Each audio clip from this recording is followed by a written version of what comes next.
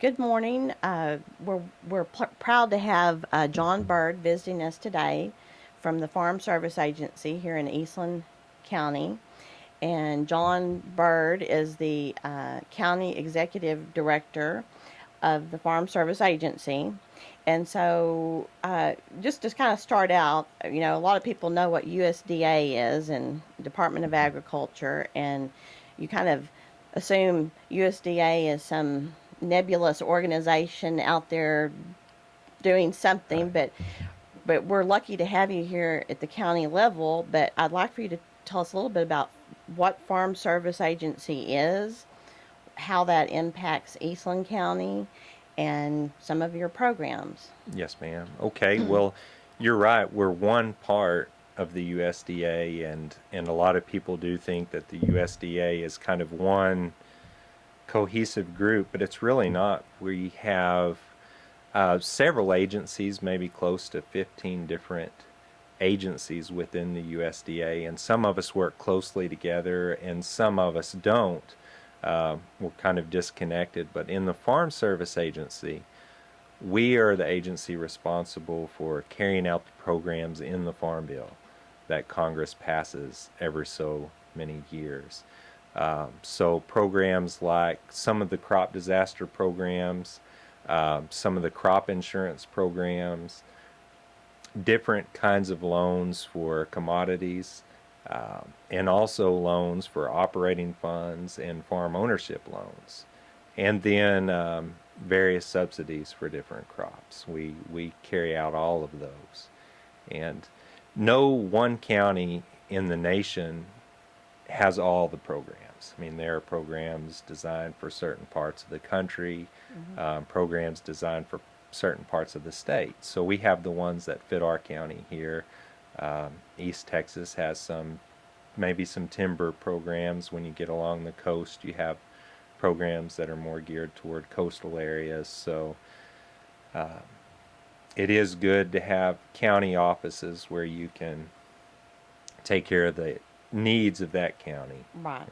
So here in Eastland, I mean, what do y'all keep up? I'm sure you probably keep up with some statistics and some usage of your programs. Mm-hmm. I mean, do you have a high usage of your programs here in Eastland County? Is there a lot of farmers that are utilizing your programs? We really do. Just for an example, and of course now Eastland County is mostly cattle and grass, but we had a livestock drought program for 2011 through 2014, and Eastland County was one of the top counties in the state on number of applications we received. And we paid out nearly $8 million just to Eastland County producers in that program. I think we had nearly 1,600 applications. That's counting some of the same people more than once, because I'm talking about 11, 12, 13, and 14, a Right. separate application each year. But that put us close to the top of the state. And also, we used to be a peanut county, and you Exactly. remember that. Yes. And in those days, we had 20 or 30,000 acres of peanuts planted, because the people who work in the county got to know the peanut program so well. Even though peanuts are gone from Eastland County now, our office processes peanut marketing assistance loans for not just Texas, but several other states in Oh. the South. So we may have an average of anywhere from 300 to 500 peanut loans every year, even though none of those come from Eastland County. So the history of the peanut industry in Eastland County has impacted the services It that y'all yes, offer now. yes, So, ma'am. Sharon Curtis, who works there in the office with me, is still considered one of the peanut experts in the nation as far as programs go. And in fact, she spent 6 or 8 weeks maybe this past summer in Kansas City helping them work on new software for the new peanut program. So we still do a lot of that. But then also, I guess since about 2008, we started growing cotton again. I think we started out with about 200 acres that year, and the producer who grew the cotton did really well, and the price got high, and so all of his neighbors planted cotton, and it kind of went up from there. It leveled off, and it's back down a little bit, but we're at around 2,000 to 3,000 acres of cotton planted in Eastland County. Wheat is a crop that's never really gone away, and we'll have anywhere from 25 to 30,000 acres of wheat planted every year in Eastland County. So that's one of our biggest crops, mostly for grazing, but we still do have a lot of wheat planted for harvest for grain. So, as far as the trends in Eastland County, so we talked about it's wheat mainly, cattle, hay production. Yes, ma'am. What are some of the main issues that you see that are affecting in like 2015, 2016? What are the issues? You know, we were in the drought, and thank heavens we've had a lot of rain the last year or so, and so things may have changed a little bit with that. So, what are the issues that you see come up daily now? Well, it's always the weather. So even though the drought's gone, this year, for example, we had over 200% of normal rainfall, or for 2015, I mean. And that's great for people who have the grass, but then for the cotton producers, they couldn't get into the fields. And so it was delayed and delayed and delayed, and then they late planted, and then at times we got too much rain. Right. And then harvest time there's too much rain. Then we plant the wheat late because of the rain, and then it stops raining. So there's always weather-related problems. But on top of that, regardless of the weather, the cost of inputs, whether it's fertilizer or fuel or seed, keeps going up. But the value of the commodities doesn't go up. I mean, cotton's roughly 60 cents a pound, but it's been roughly 60 cents a pound for 20 years, other than a few times when it's gotten higher and a few times where it's gotten lower. And within the last 10 years, it's gotten down as low as it was, not much out of the 1940s. Right. So I had a farmer, and I tell this story a lot, but recently, and a lot of them could say the same thing, they pay more per acre on fertilizer each year to fertilize their coastal than they paid to buy the farm originally. When they're spending $200 or $300 an acre to fertilize coastal hay, and they have 200 or 1,000 acres, that's a huge bill. And we have several producers whose fertilizer bill is $800,000 to $900,000 a year. Wow. And Well, I knew it was expensive, but that's, yeah, depending on how big of operation you've got, it can be enormous. So. Yes, ma'am. Well, what is there programs in place to help? When it comes time to actually sell cattle or to sell your hay and things like that, and you're not getting the price that you would like or that you need to offset your input. I mean, is there programs in place that can help with that? Or We have some different programs that work in different ways. When you talk about price, I mentioned the peanut marketing assistance loans, and we have the marketing assistance loans for any commodity. It really doesn't cost the taxpayer any money because these are loans. But what they do is, if you harvest your cotton today and the price is low, you can put that in a warehouse, and we'll pay you today the loan rate for that cotton so that you have money right now to live on until you can get a better price for your cotton. You leave those in for a certain minute, and hopefully during the time that cotton or peanuts or wheat or whatever it is in loan, the price will go up.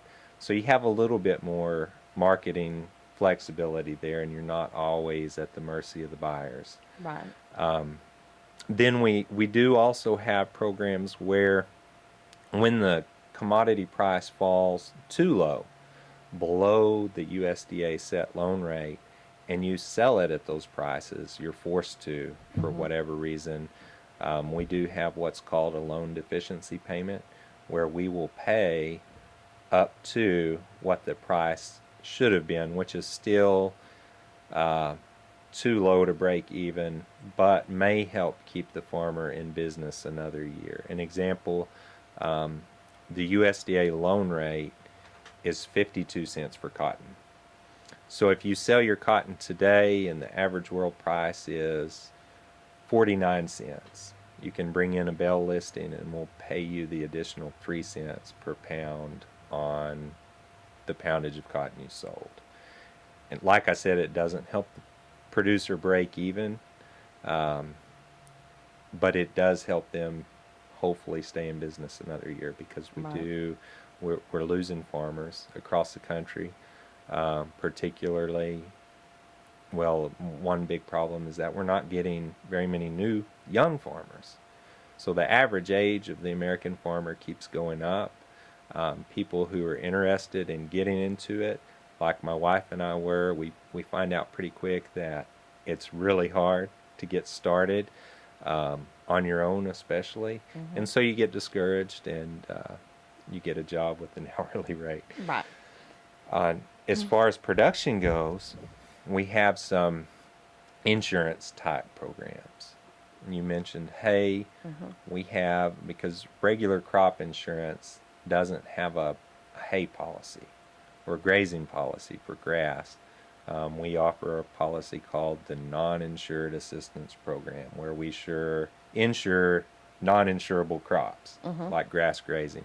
So a producer um, establishes a production history by bringing in their production records, and then in bad years, like 2011 for instance, when they don't have any production, we can set a loss based on what their normal APH was, Hmm. compared to what their production is this year, and make payments. It works just like an insurance policy Hmm. basically, and they do pay an administrative fee for that program. We have that for wheat grazing, grass hay, um, and sorghum forage. Those are the main crops we sell that on here. So for you're saying that, which I see is the case, that the farmers of today are getting older. Is is there any incentive programs through USDA that funnel maybe through FSA and other agencies to encourage young farmers, young producers to start into the business, or? I think we all the different agencies have some kind of incentives. We have our farm ownership and farm operating loans, and we have a certain group of funds that's for everyone. Mm-hmm. And then we have additional funds for beginning farmers and ranchers. So Have I heard or seen that maybe it's with your agency or another programs, maybe even for veterans, for women, minorities? Are there programs like that as well, or? there are always incentives, for all of those groups. Mm-hmm. In some cases, some of the eligibility rules are not as strict. Um, some of the fees are waived. For instance, if you are a minority farmer or rancher, you don't have to pay the administrative fee on the insurance programs we offer. Mm-hmm. Um, Different small incentives like that, and different groups of funds where if we ran out of the main loan operating funds for everyone, we still have a separate group of funds for minority farmers and ranchers, or beginning farmers and Mm-hmm. ranchers. Uh, Same with the NRCS. That's also a USDA agency in our same building. That's a Natural Resource Conservation Service. Mm-hmm. And they have separate funds for all of those groups also. So there is some incentive. Um, Again, probably not enough to, if you don't already have some help. Mm-hmm. We can't get someone completely in business, Right.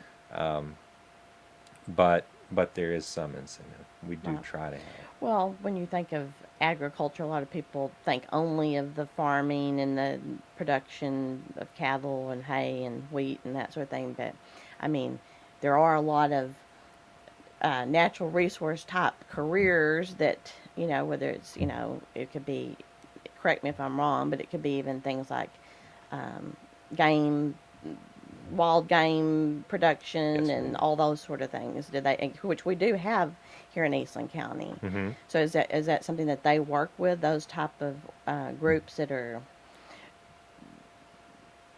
working with wildlife type programs, or Well, primarily when you're talking about wildlife, those landowners do get help through the Natural Resource Conservation Service, and they have programs there on for cost sharing land improvement. So brush clearing or cross fencing or building ponds. They will also go out and help you develop a wildlife plan. So they do work a lot with the wildlife managers.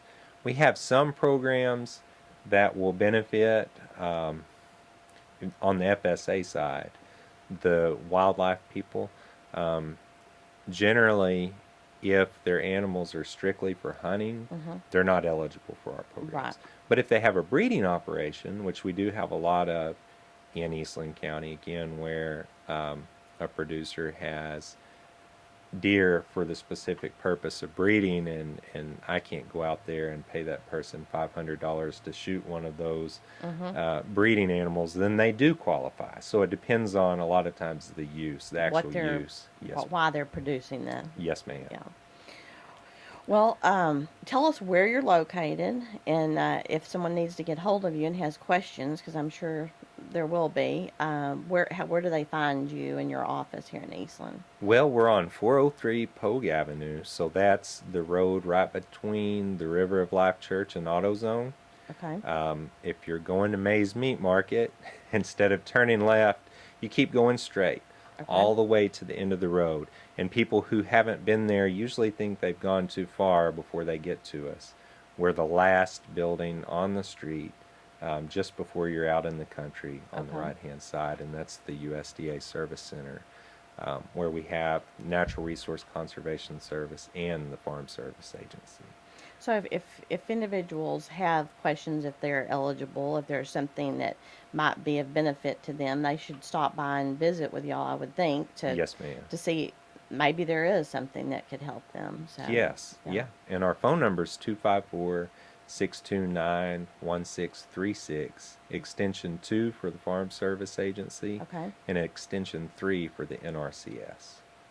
All right. Well, John, thank you for coming, and would welcome you back when you have new information, or maybe wanted to talk about some other programs. But Yes, we ma'am. appreciate you coming and letting us know a little bit about what you're doing. So Well, thank you very much for having me. you're welcome. Thank y'all.